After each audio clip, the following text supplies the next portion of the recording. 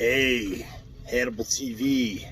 It is the King of Connecticut here, and got an opportunity to listen to Hannibal talk about this Brawl for All documentary. I'm not a big fan of the Vice series Dark Side of the Ring, as you know from my last commentary, but I was intrigued by this, so I went back and I listened to it, and God, they outdid themselves with their just pure awfulness and complete bullshit.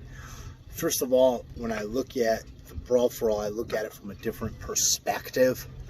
I come from the world of amateur wrestling, mixed martial arts, and professional wrestling, having competed in all three, as well as having cornered a number of fighters and a couple opposite Steve Blackman in Pennsylvania and Virginia, opposite his guys out of his school in Pennsylvania. Real interesting guy that they probably should have had on there. Also, what they said about Dan Severn was complete nonsense. I mean, Dan just put a takedown clinic on The Godfather.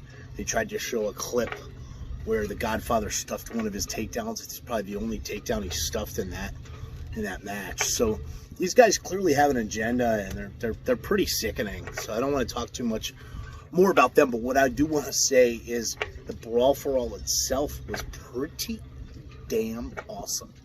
And I think it's much cooler than anything that WWE is doing today. You know, I've obviously talked in the past on here about Jim Cornette. He was my manager in Kentucky when I took on Adam Newsom, Bluegrass Championship Wrestling. But here I side with Vince Russo's creative in creating this thing, because you watch professional wrestling, you always want to know, you're intrigued, who can beat who. And this was such a cool rule set, and that's what I wanted to talk about. These jabronis that are on there, these Pencilneck geeks that are on there producing this show, and the dorks that they have commentating on Dark Side of the Ring.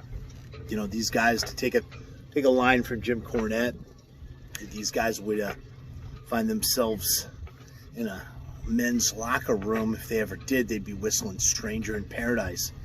But the rule set for Brawl for All is pretty damn cool. And I go back to the year 2007 when I was training at Combat Submission Wrestling with Eric Paulson, which was one of the top MMA gyms out in California. Eric and I did a great book together, Rough and Tumble, after that and around that time period. And Eric had created this thing that he called shoot boxing, which was really cool. Great training, especially for guys like me coming from wrestling and grappling and judo into MMA. It's basically you put on the gloves, you can box, and you can go for takedowns. And it was exciting. And Eric, to my knowledge, is the one that created that back in the 80s when he was training for Shuto matches. So I thought the Brawl for All was pretty awesome.